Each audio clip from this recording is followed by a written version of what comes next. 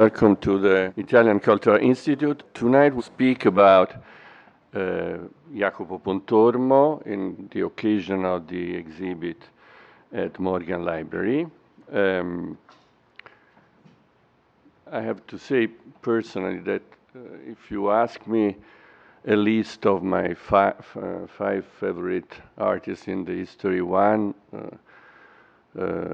would be Pontormo, so I'm very happy to listen tonight. And I invite you all to go to the Morgan Library and see La Visitazione. I think it's one of the most incredible masterpieces of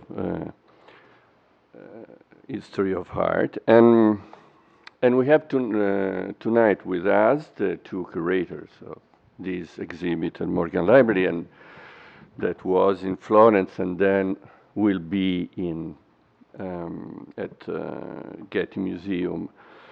I don't know when in Getty.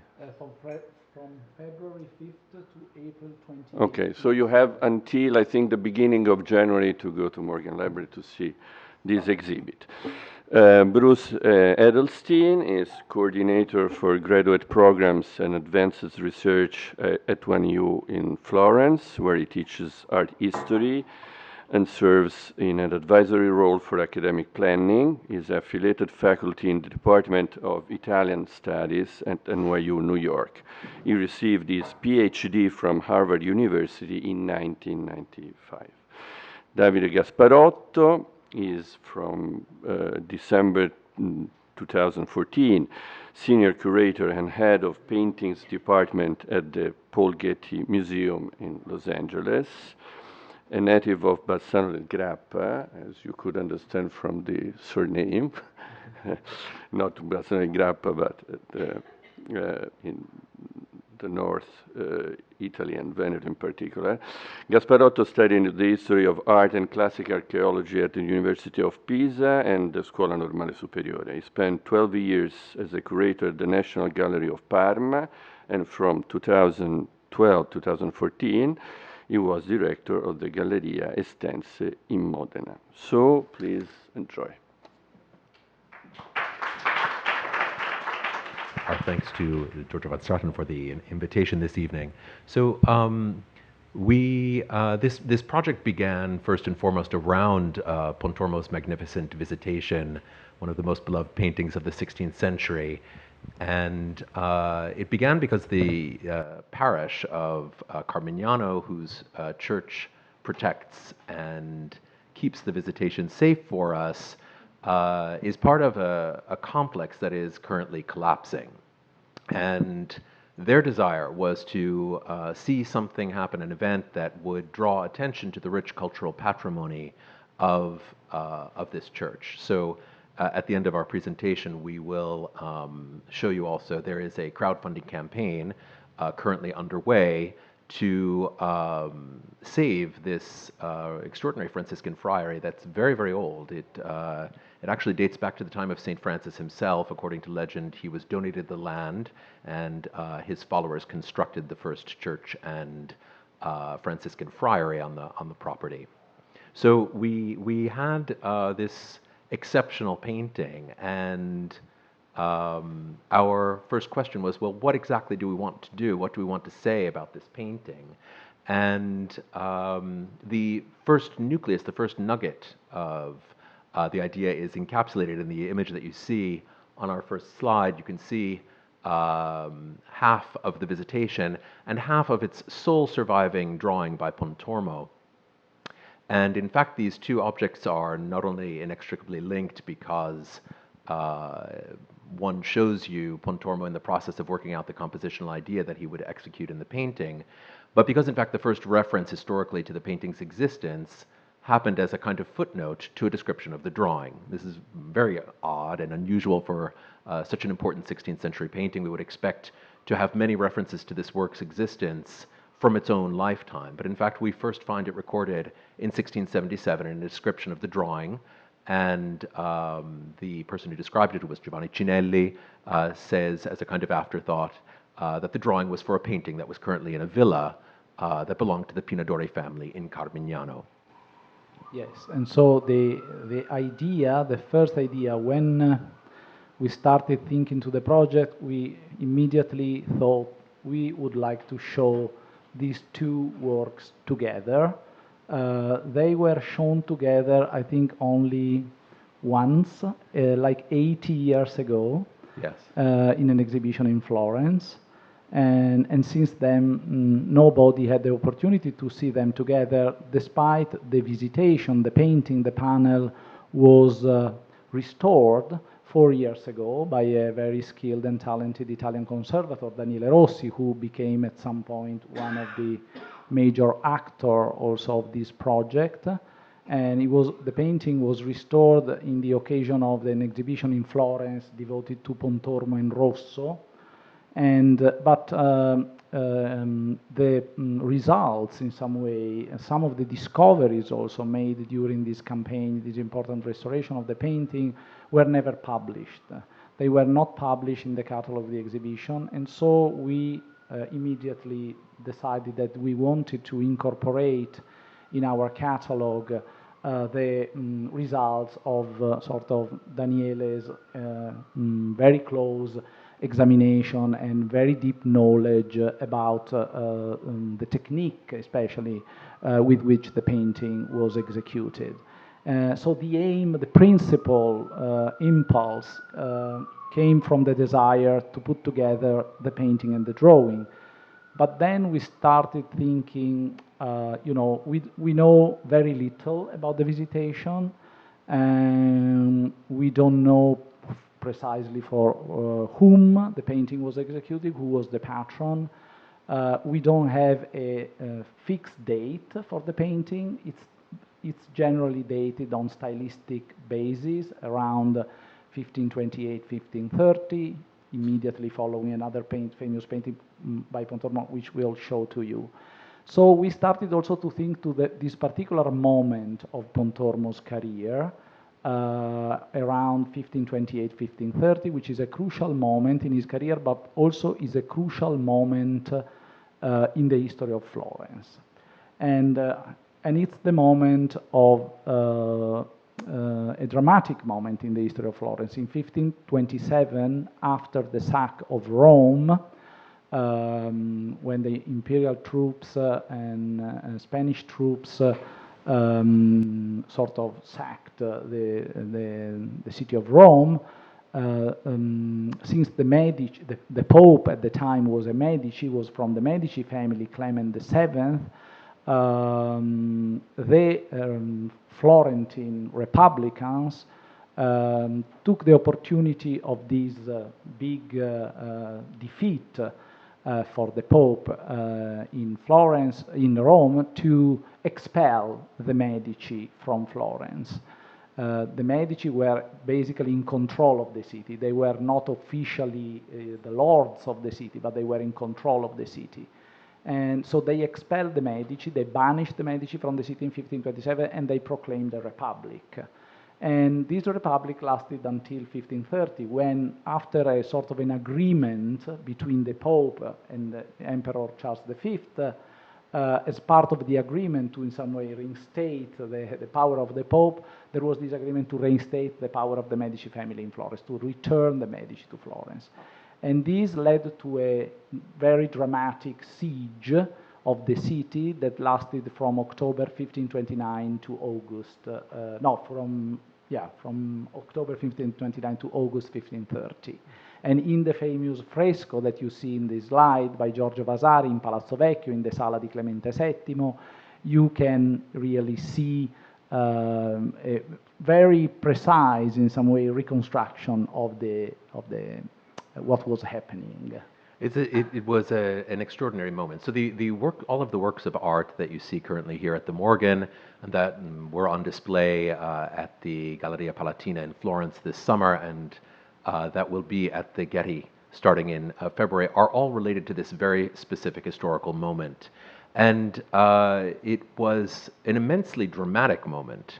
The city of Florence declared a republic, as Davide said, but very, very shortly afterwards they discovered that siege would be laid to the city.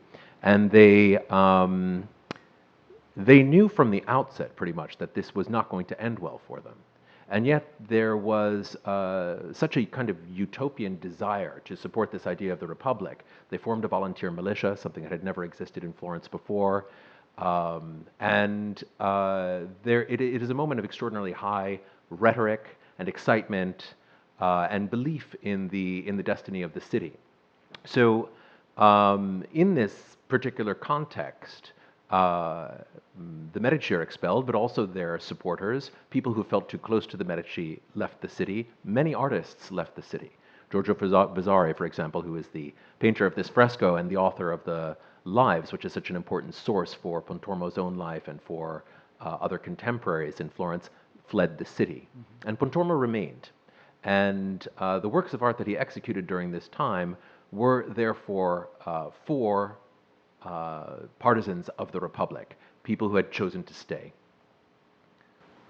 And it's also an important moment in the life of Pontormo because it's a precise moment in which he bought a house. He bought a piece of land in an area of Florence which is basically close to the Ospedale degli Innocenti, to the Piazza Santissima Annunziata, which you can see. I don't know if I don't think we have a pointer, but maybe, yeah, which is there. This is the Innocenti. And the Via, and the Borgo Pinti, which is on the other side, and so in a via which was called Via Laura, he bought a piece of land to build his own house, a house that, yes, it still exists in a different, obviously, form, a house that later on will be also described in a very particular way by Vasari as the house of a sort of an eccentric and loner individual. And so Pontormo, I think, we think that he decided to stay because also he wanted to protect his own investment. And the house was a very important thing for an artist, was a huge investment. And so Pontormo decided to stay also because of this. This is in contrast to received knowledge about Pontormo. There was an idea that he was an ardent Republican. We actually don't know that. He stayed in the city to protect his investment, and it was important to do so because those who chose to leave the city, their property was subject to confiscation by the government.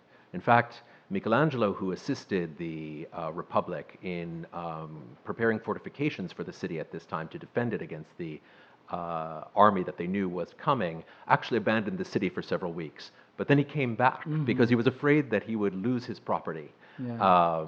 And he was really sort of gave permission to come back. He was pardoned in some way by the Republicans. Indeed, but probably the strongest motivating factor for him wasn't so much his commitment to the Republic, but his fear of losing his property.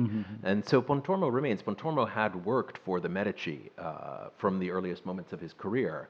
So again, we don't really know what his politics were, but it is unlikely that he was a really fiery antagonist of the Medici and their authority over the city. Also because if afterward, when the Medici power was reestablished and Florence at that point in 1530 became a dukedom, so became really controlled by the Medici as a dynasty, he worked again a lot for the Medici. So we really don't know his political sympathies, but he stayed to protect his investment, and he worked for the people who remained, and they were mainly Republicans. Absolutely.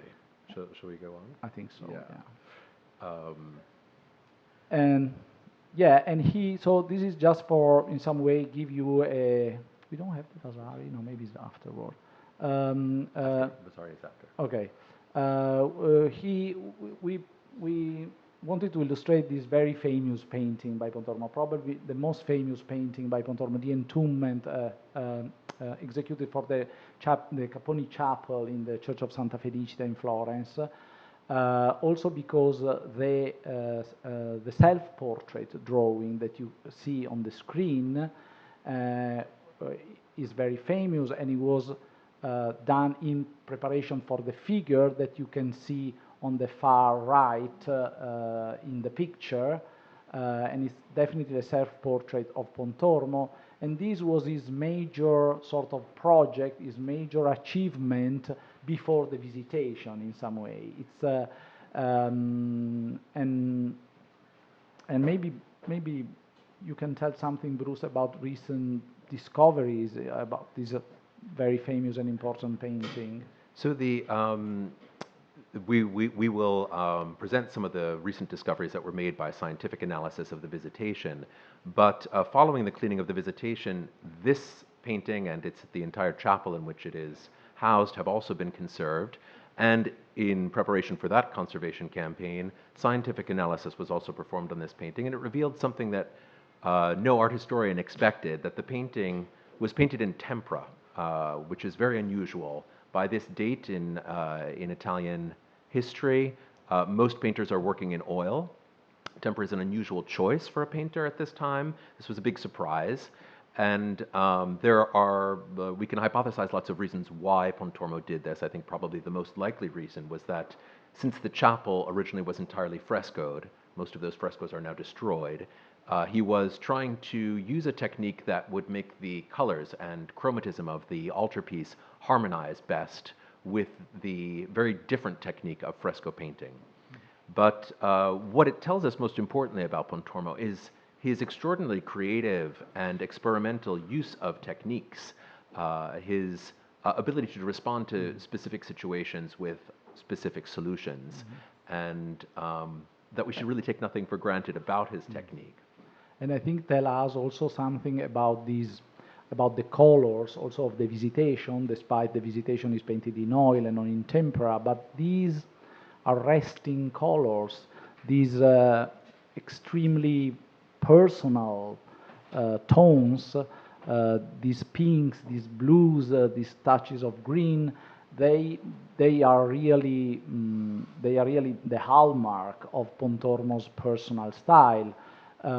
We don't know if Pontormo was ever in Rome and saw the vault of the Sistine Chapel by Michelangelo, which, as you know, the colors, these very special colors, very acid colors of the vault of the Sistine Chapel were revealed after the recent restoration of the vault of the Sistine Chapel.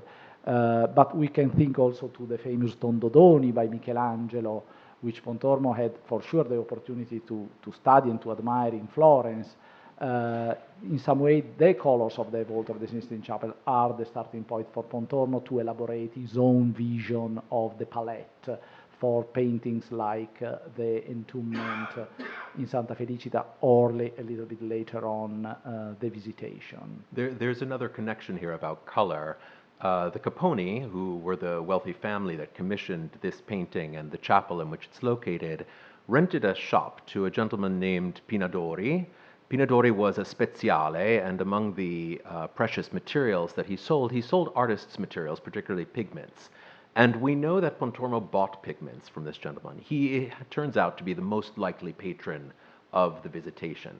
And the arresting colors that we see in both the Entombment and the Visitation were very likely purchased from Pinadori himself. This is part of a very complex network of ties among people who rent shops, people who use those shops, people who commission works of art and share in a number of different concerns, and they may also share in devotional practices. So, for example, Pinadori, Pontormo, and Pontormo's student Bronzino all belonged to the same confraternity.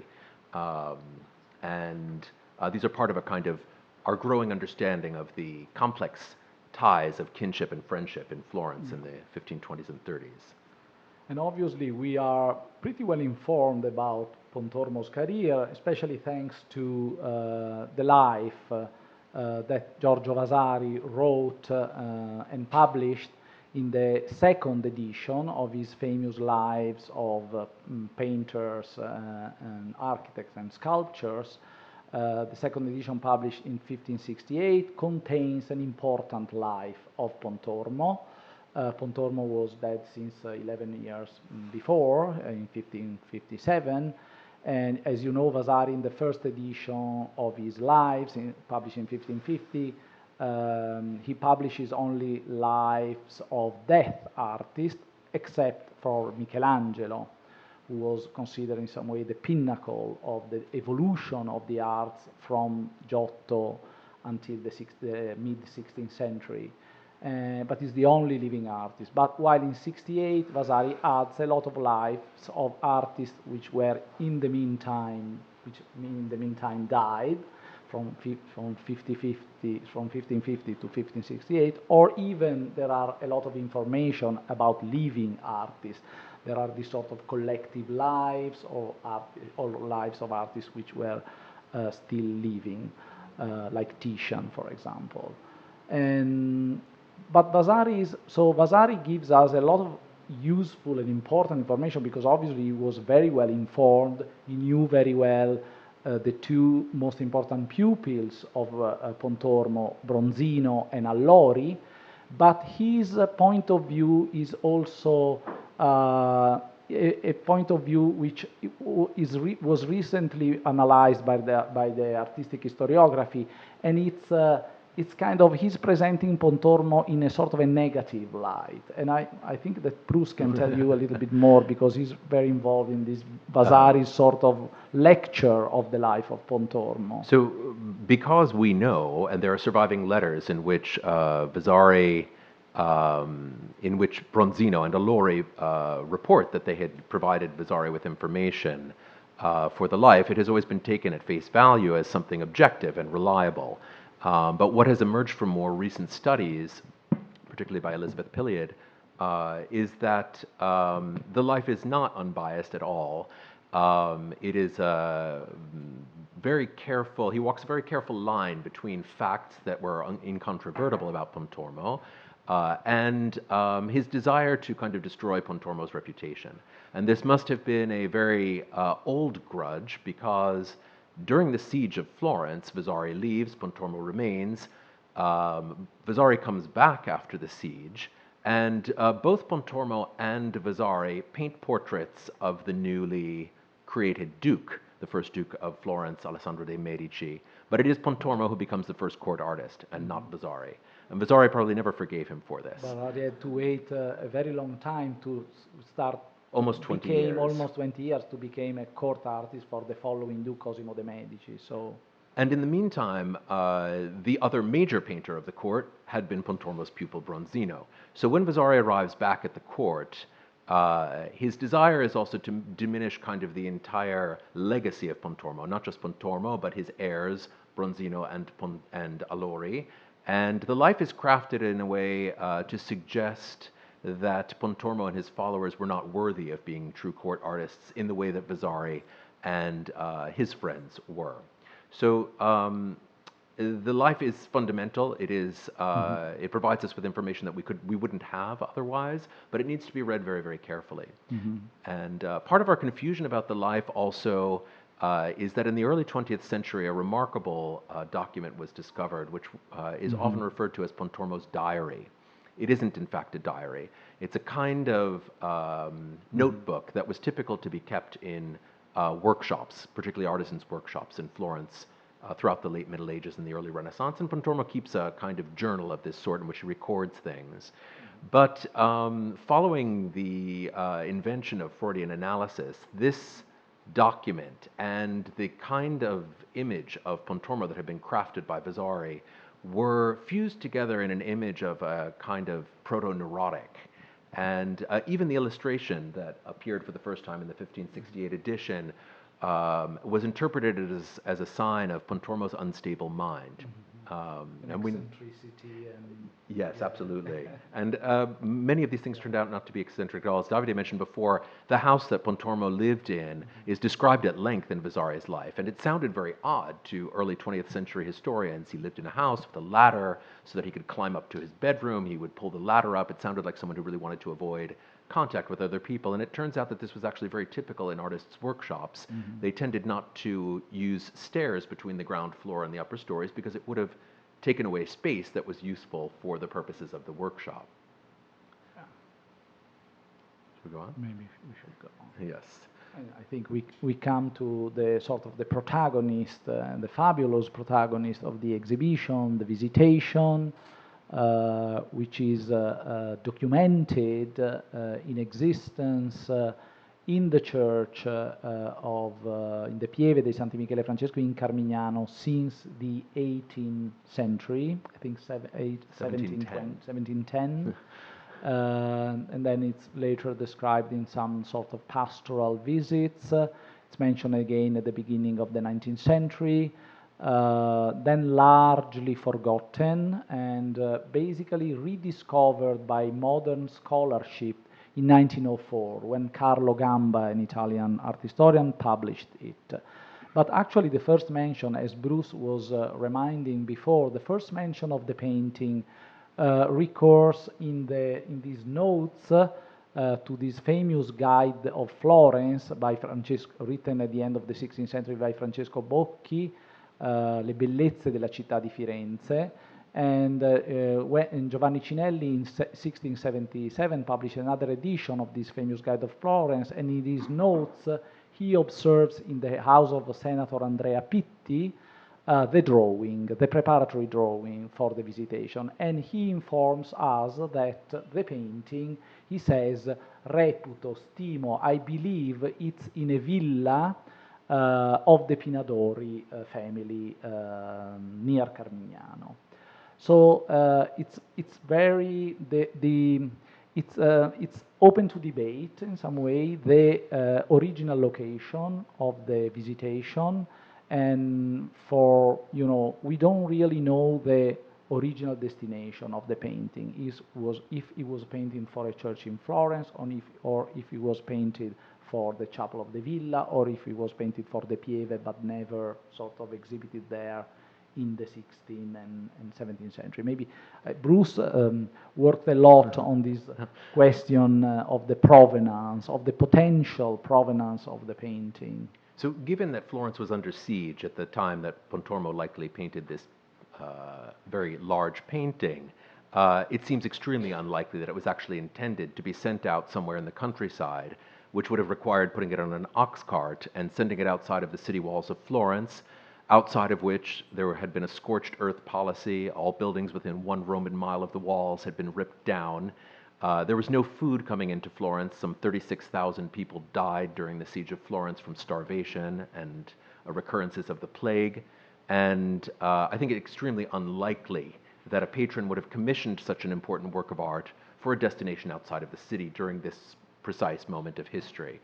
And looking carefully at the picture and its unusual imagery, there seem to be some clues to suggest the greater likelihood that it was intended for a Florentine setting.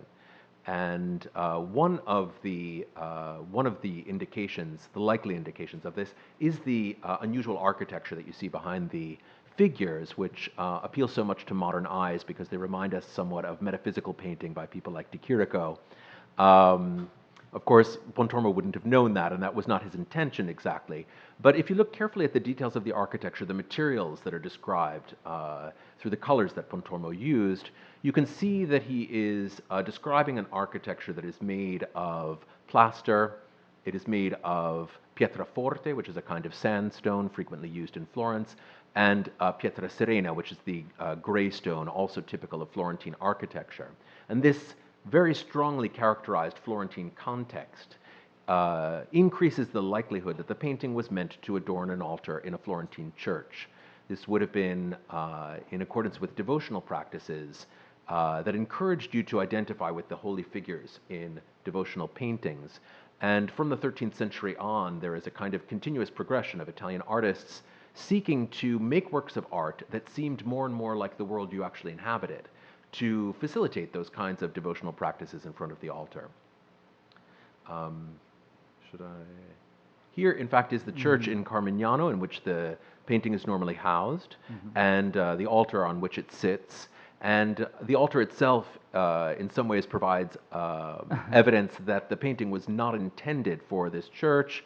As you can see, there's a kind of strange ornamental woodwork that fills the space between the painting itself and the size of the stone tabernacle that it inhabits. And this suggests that that frame, which was made in the 18th century, was not even made with the painting in mind, that after it had already been constructed, they found a way to fit the painting into an altar for which an altarpiece had not been provided. If the painting had been continuously in the church for centuries before that, they probably would have constructed a tabernacle that was appropriate for the size of the work. And then there are other indications, because as we look at the painting in a kind of long tradition of Florentine scenes of the Visitation is a subject from the Gospel of St. Luke. It only appears in one of the four Gospels. And it tells the story of Mary, pregnant, leaving to go to a hill town in Judea to wait out her pregnancy, where she is greeted by her cousin, Elizabeth, who is also miraculously pregnant. She is bearing St. John the Baptist in her womb. And at the moment in which these two holy women meet each other, according to the Gospel, St. John the Baptist kicks inside his mother's womb because he recognizes that Mary is bearing the Savior. And examining the kind of long history of how this scene was represented in Florentine art, we find really two visual traditions. One in which Elizabeth, as she appears in the Carmignano Visitation, is erect and shown almost at exactly the same height as Mary, and another tradition in which she bows or kneels out of reverence towards the Virgin. And you can see that in Pontormo's earlier fresco in Santissima Annunziata, in the Chiostrino dei Voti. That's exactly what Elizabeth does. So Pontormo knows both of these traditions, and he uses them in different ways. And what I would suggest about this is that it is likely in contexts that were specifically Marian, such as the Annunziata, which is a church dedicated to the Virgin Mary. Elizabeth tends to kneel out of reverence towards the Virgin, whereas in contexts in which they wish to emphasize in some way also the special nature of St. John the Baptist, his mother is shown vertical and at almost the same height as Mary. And another observation you can do in some way, looking at these two different versions of the same subject by Pontormo, is sort of the enormous stylistic evolution that you can detect from the Visitation, the fresco of the Visitation in the Chiostrino dei Voti of the Annunziata, painted when Pontormo was still pretty young, in the second, in the around 1514, 1516, and the painting executed almost 15 years later. There is a big jump. It's not only an iconographic difference, but it's a marked stylistic difference. It's a completely different way of approaching the same subject. In the earlier Visitation, you have this crowded scene, this monumental scene, almost comparable in some way to the School of Athens of Raphael, a big group of people, the central group, a large crowd, these sort of figures that draw you into the painting, the majestic architecture in a classical style, and the figure are in some way proportionated to the architectural setting. So it's a very close in some way in style to the lesson of one of Pontormo's teachers, Andrea del Sarto. And while in the Carmignano Visitation, you have a completely different treatment of the subject. The forms are really monumental. They occupy the entire surface of the panel. The draperies are in some way less naturalistic, are less natural. They are more artificial. They are more artfully in some way arranged around the figures, and the colors are also completely different. And yes, and the architectural setting is this contemporary architectural setting. Actually, the building that you can see on the right side of the picture not the other side, the right side, reminds a lot one famous building in Florence, the Carcere delle Stinche, the prison of Florence. And so it suggests really this contemporary feel, this contemporary urban environment. So there is a big a big stylistic jump between the two pictures, not only a difference in the way in which the iconography is treated. And then there is the presence of these two female figures that attracted a lot of attention in the literature on Pontormo. They were described in very different ways, but actually they are not, it's not so complicated to interpret their role and their presence in the painting, because also for this there are some very important iconographic precedents that Pontormo for sure knew, and that we tried to illustrate in the catalog. Yes, these two women who look directly out at us in the painting are, of course, one of its most arresting features. They address us directly. They invite us or challenge us to observe the scene, and much ink has been spilled over who they might be. They are, of course, not described in the Gospel of St. Luke, so they are open to interpretation. But almost certainly, what Pontormo intended with these figures was to show that these two women had not left their homes unattended. No one in 15th or 16th century Italy could have imagined proper women leaving their homes unchaperoned, and Mary and Elizabeth are accompanied by attendants. And this also explains their difference in age, because social custom would have provided you with a servant of this sort at the time of your marriage, and she would have remained with you throughout her life. So she would have had more or less your own age.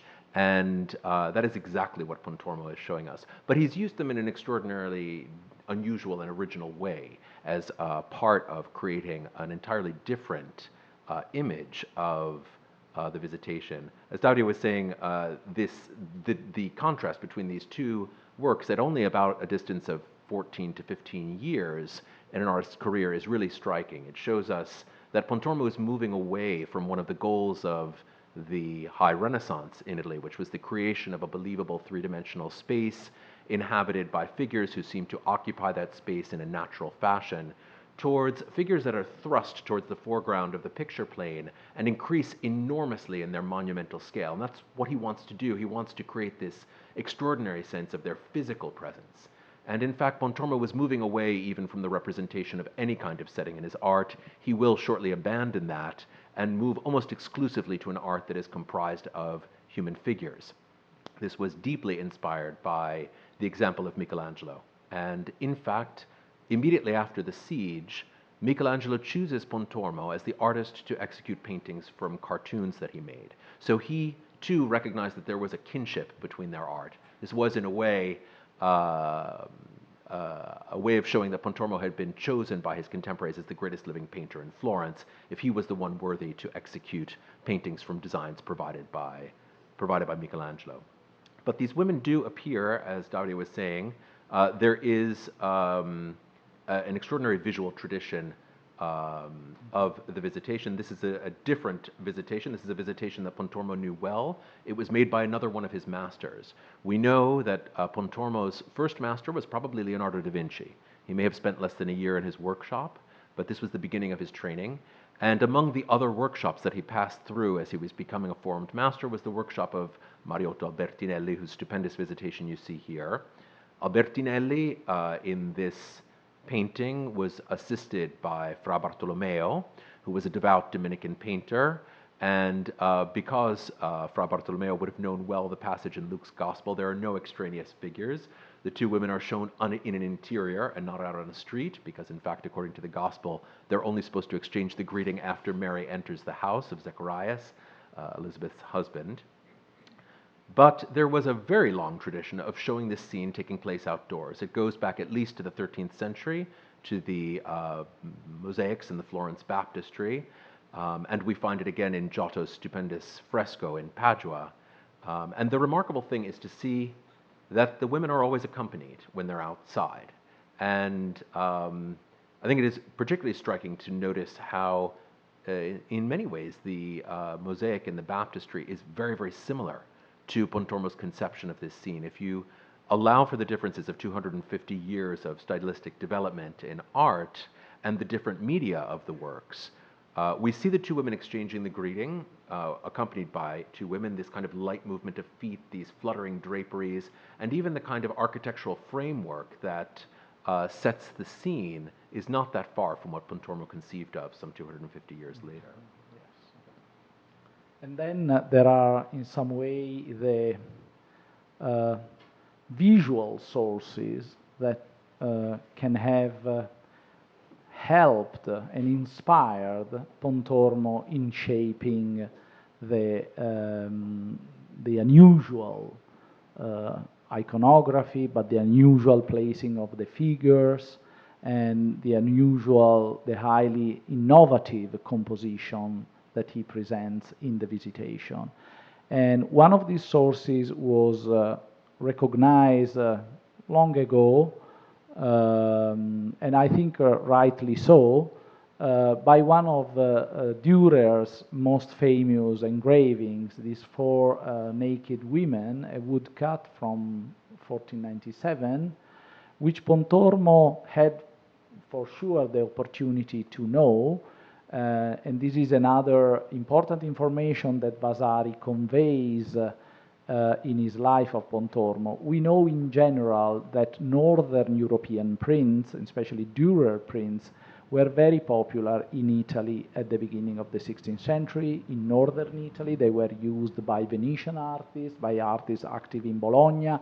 In Bologna, we have also the example of a very famous Italian engraver from Bologna, Marcantonio Raimondi, who at some point produces some fake, some imitation, but signed with a famous monogram of Dürer prints. So Northern European prints, Dürer's prints in particular, were very popular in Italy at the time.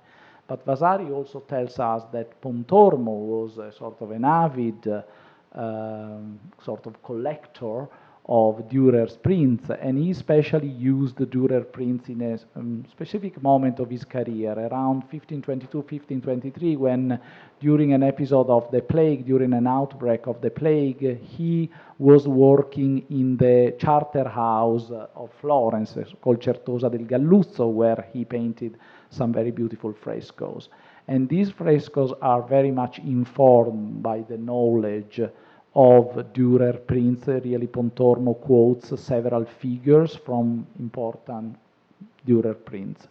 And I kind of strongly believe that he had in the back of his mind this print by Dürer when he was sort of developing the idea of the composition of this tight group of four figures, in some way intertwined, and even if they are nude. I think just look to the play of the feet of the figures on the ground. There is clearly, I believe that strongly that there is clearly an affinity, and then Pontormo had really in the back of his mind, or maybe even in his workshop, this famous print by Dürer. But this probably was not the only source for the painting. No, in fact, this particular print, this happens to be the first print that Dürer signed with his famous monogram, and it's the first dated print by Dürer. So it was a print that was very widely diffused, and partly because, specifically, it showed nude women. It was very difficult to gain access to nude female figures to study in the Renaissance workshop. It was much easier to gain access to young men because the apprentices in the workshop could be asked to take off their clothes, and they were available and free. So, not surprisingly, the vast majority of life studies made by artists in the 15th and 16th century are of men, not of women, and this print had an enormous diffusion and was exceptionally popular because it provided ready access to a particularly powerful idea of female anatomy. And I think that also informs the physical presence of the figures in Pontormo's painting in a special way. But indeed, it was not his only source, and unsurprisingly, this is a period of enormous interest in classical antiquity and the revival of classical antiquity. There was no more authoritative source for compositional ideas than things that came from the classical world, and for painting, more than ancient painting, of which there were very few known examples, relief sculpture provided the greatest inspiration. And this is a section of a sarcophagus relief. This is one example from the British Museum, but it's a particular scene that shows up on many, many different late antique Roman sarcophagi showing the confirmation of a marital agreement. So the husband and wife shaking hands, which signs the deal in essence. And as you can see, they are accompanied by figures who look out at us. And this was also recognized as a source for this painting by John Sherman, who was my mentor. And I think that this is also something that is very powerfully behind what Pontormo was thinking about when he conceived of this composition. In some ways, he fuses this idea from ancient relief sculpture with that powerful idea of female anatomy present in Durer's engraving to create something entirely original and new in this devotional painting. There is really this relief-like idea, I think, very strongly present in Pontormo. No? We were speaking about the sort of indifferent to the spatial planning, and this idea that the figures they pop up on the surface of the picture. They are like a relief and against a sort of a plane. So I think there is very much in the painting this idea of relief, and for sure that Pontormo was looking to Roman relief sculpture, and as we know was very common and was customary for artists of this period to carefully study antiquities. Indeed, and of course, much of the goal of one of the particular merits that was admired by contemporaries in painting was the extent to which it created a sense of three-dimensional relief, something that was like sculpture. Yeah. And then, obviously, the drawing, the amazing drawing, which is described in 1677 for the first time by Giovanni Cinelli, and which is now preserved in the Gabinetto Disegni of the Galleria degli Uffizi in Florence, and this is on loan to the exhibition. So in the exhibition, what you really can do, I think that the great merit of this exhibition is really putting together this amazing, incredibly mesmerizing painting with this beautiful, beautiful drawing. And the drawing, as you can see, is very detailed. It presents the composition basically as it is painted on the panel.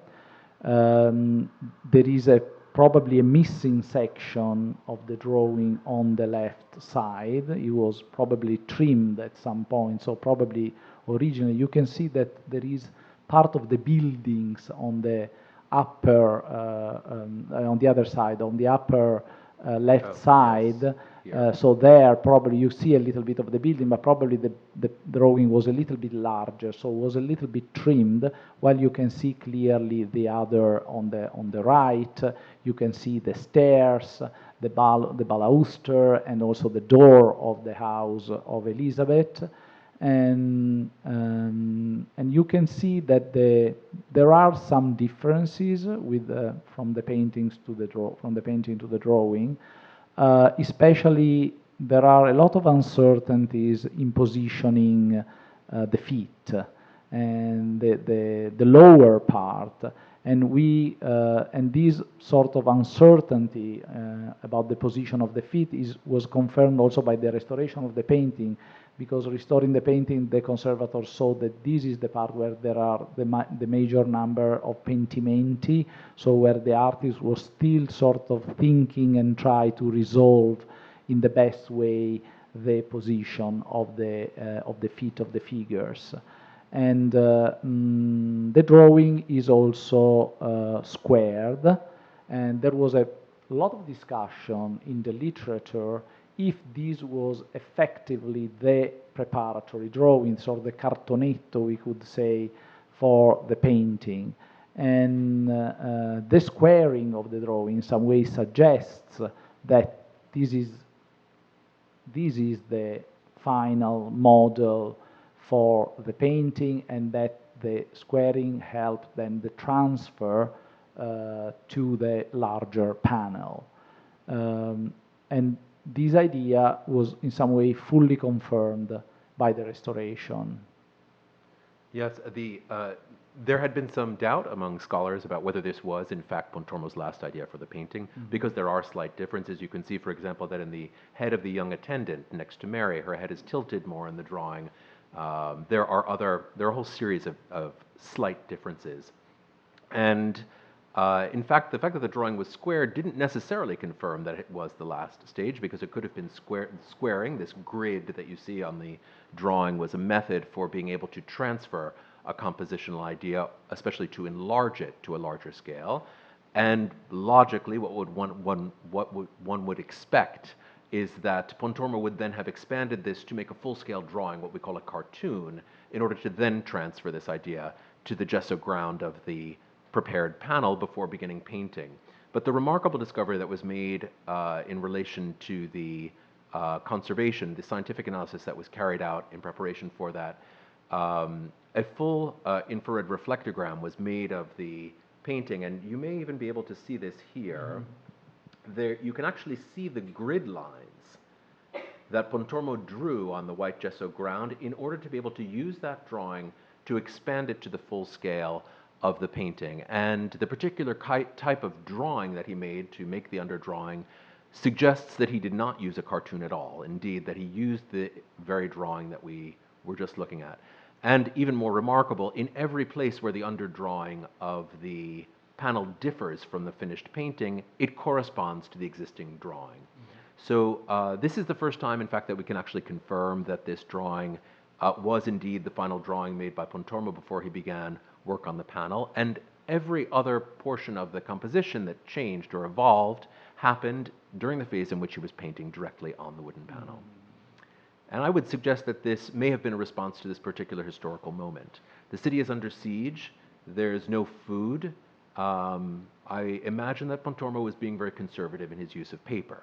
It would not have been, it was not an inexpensive artist's tool. It was something always to be used conservatively in the Renaissance workshop. But in this particular moment, there may have been extra inspiration to, one, avoid the expense and use of a large number of sheets of paper in order to make a full-scale cartoon, but also for speed. Instead of, he could skip this phase and go directly to the panel because there was a sense of urgency. They didn't know whether they were going to live or die, and a devotional panel of this sort may have been something that somebody wanted very quickly as part of their hopes for the future. I think so. I think we are a little bit. Okay, over time. I think we are a little bit over time, but we would like quickly maybe to, or we can end with the visitation. We can even, I think maybe quickly we can say a few words about the other great work which is in the exhibition at the Morgan, which is this portrait today in a private collection. It's a portrait which was rediscovered like 10 years ago in England in a private collection where it was actually preserved since the early 19th century, mistaken for a portrait by Pontormo's pupil Alessandro Allori, and was published and by Francis Russell, a good scholar who recognized the hand of Pontormo and suggested that this could have been the portrait of Carlo Neroni, one of the sort of young Republican members of the militia. And actually this idea that this was a member of the militia, that Carlo Neroni was a member of the militia, was confirmed recently by some archival research undertaken by an Italian scholar, Alessandro Cecchi, who discovered that actually Carlo Neroni was really enlisted in the Republican militia in charge of the defense of the city. And we have always to say that we are not 100% that this is Carlo Neroni. This is still an hypothesis, because it's the link with Vasari's descriptions, Vasari's description of this portrait executed during the siege of Florence. Because the early history of these paintings goes back to the late 17th century, when the painting was in the collection of the Gerini family in Florence. But why we think that this can be Carlo Neroni? Mainly because of the attire, of the clothing of the figure. We know from Florentine sources, from 16th century Florentine sources, that at the time of the siege, young Florentine enlisted in the militia were wearing, were cut their hairs, were wearing small caps instead of the traditional Florentine hood and the long hair, the hair long to the shoulders. So the attire and also this sort of military attire, which finds some comparisons also, is very appropriate for a portrait executed during this time.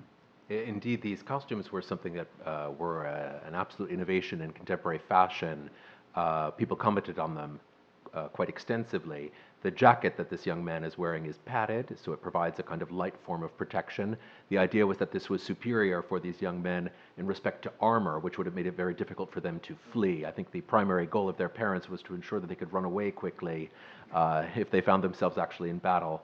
But you can also see that he's wearing this remarkable leather tabard, this kind of vest, which captured the attention of Pontormo to an extraordinary extent. And this too shows very, very recent innovations in semi-military attire. All of the slashes in this are intended to improve the wearer's movements to facilitate speed of movement during battle. And of course, he's wearing a sword at his side. This too indicates that he's prepared. These were all things that were legislated by the Florentine government.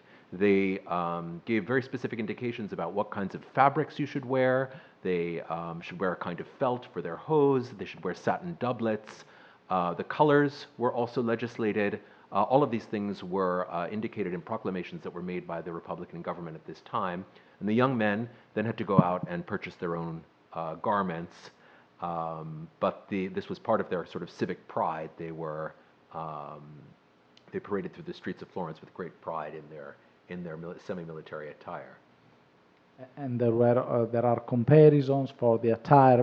We can go quickly, especially the most important comparison we can do for the costume and for the kind of military attitude of the young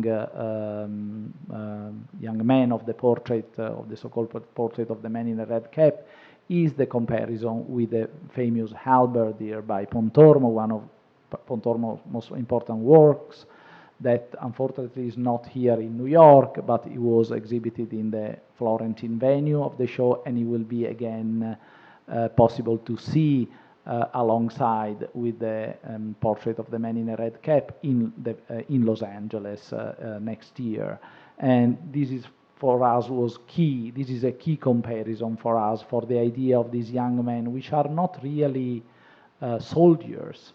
And it's also interesting to remember how Vasari describes the halberdier, this portrait of this young man called Francesco Guardi. He says that Pontormo portrayed him in abito di soldato, so dressed as a soldier, not as he was a soldier.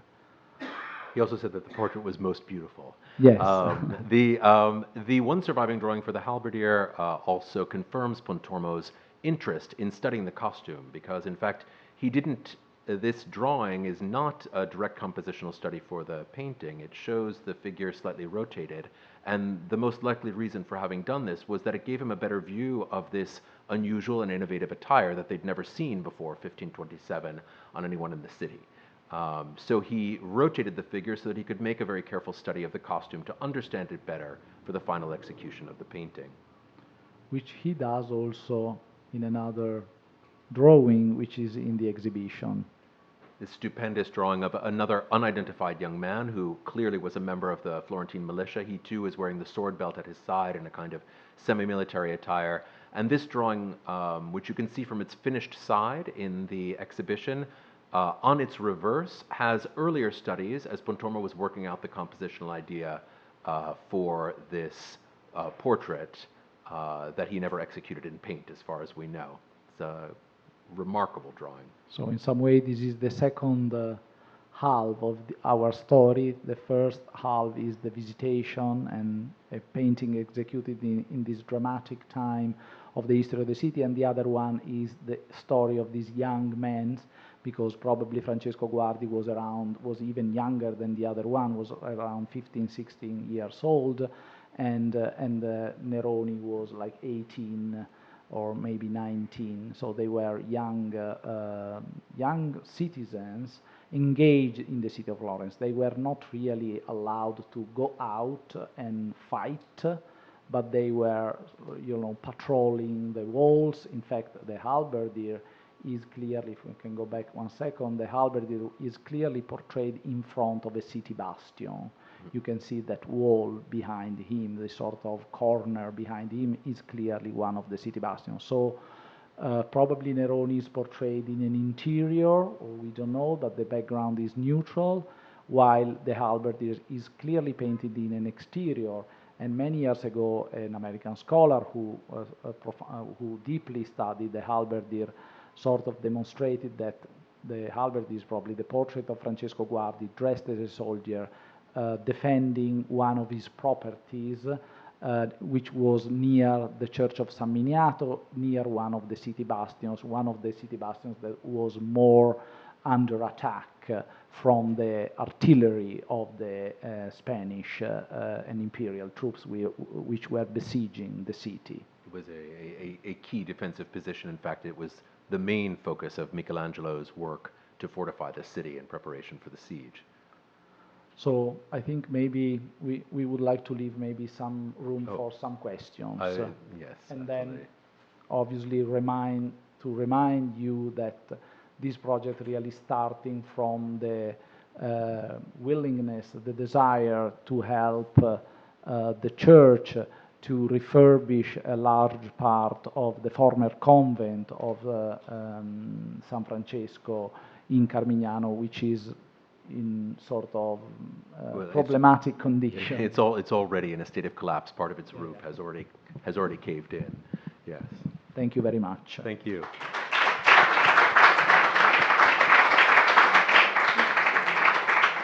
Yes, you have a question. I'm just curious. Costamagna says that there are, in the Visitation, in the drapery, you can see faces. Visitation and and the draperies. You see the pink, you see the face, you see the face there. I mean, I know the painting, so I know where he says the faces are. But he says it's a matter, it's something that it's a code that Pontormo did. I don't know if you saw the book.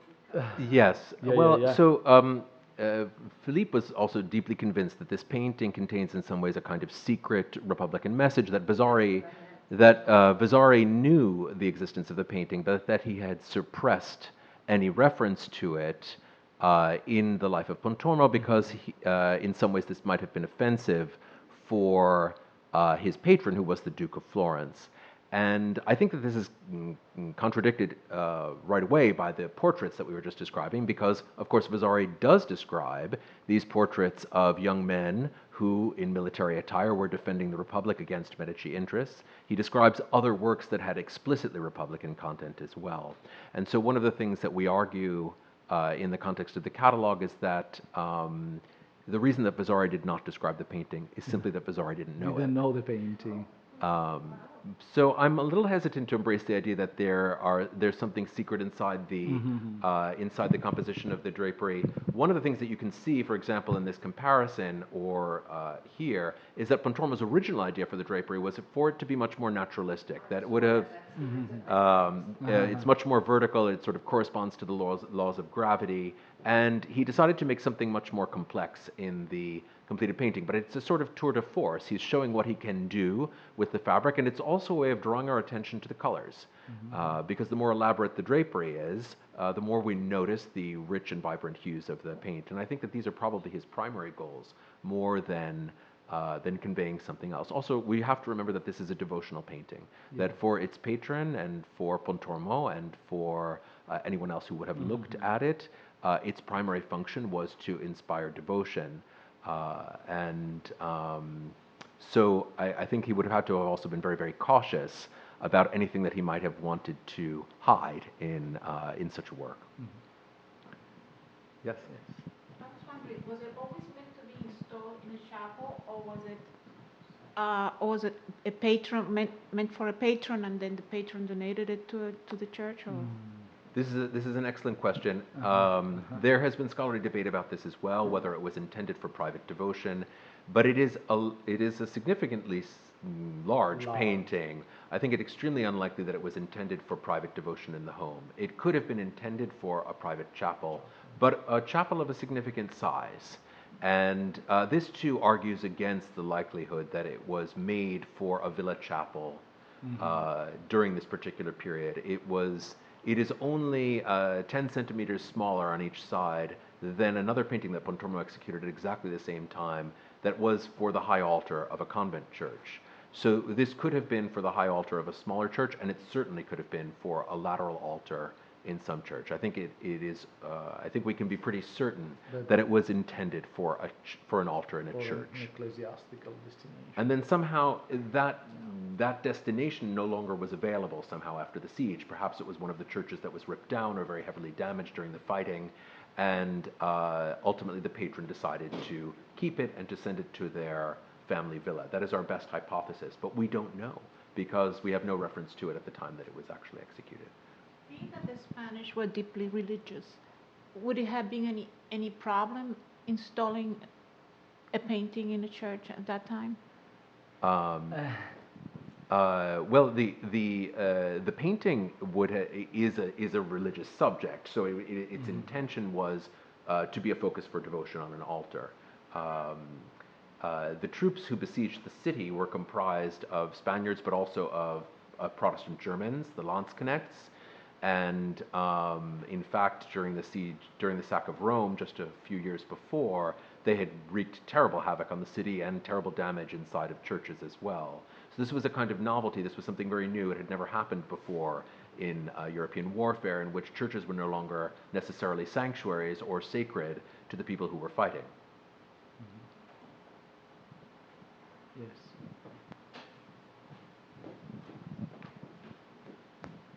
Thank you for the presentation. I grew up in Florence, and I saw the Visitation in Carmignano before the restoration. I saw the Capponi Chapel many times, and really nothing prepared me to the experience of seeing this at the Morgan. I mean, the sheer emotional impact of the colors, the thrill of it is amazing. Now, my question is, you addressed a little bit this difference between the tempera and the oil as part explanation for the colors. But do you have an explanation of the evolution of his chromatic interest, bringing it to this point? Well, I think this is one of the things that makes Pontormo so fascinating to us, is this extraordinary sense of use of color. And again, I think as Davide mentioned, he must have been deeply influenced by the example of Michelangelo. We can tell that from the kind of figure types. But if we compare this to something, for example, like the Donitondo, which is the only thing that prepares us for the colors of the Sistine Chapel ceiling, these are works that Pontormo must have known.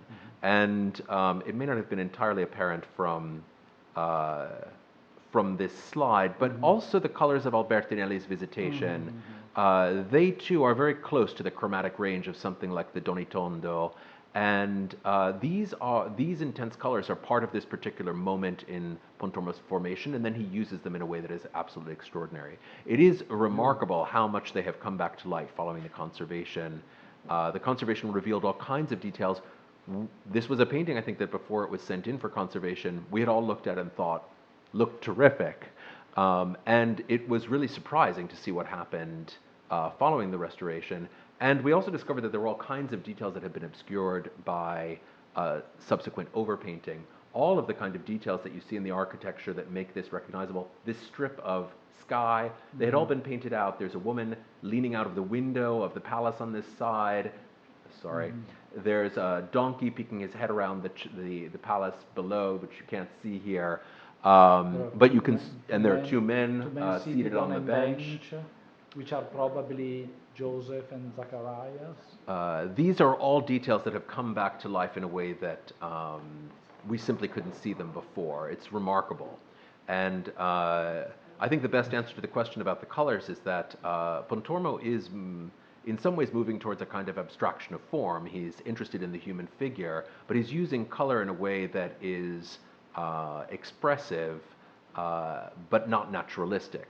And in some way, this sort of light palette is something that you find a lot in his frescoes.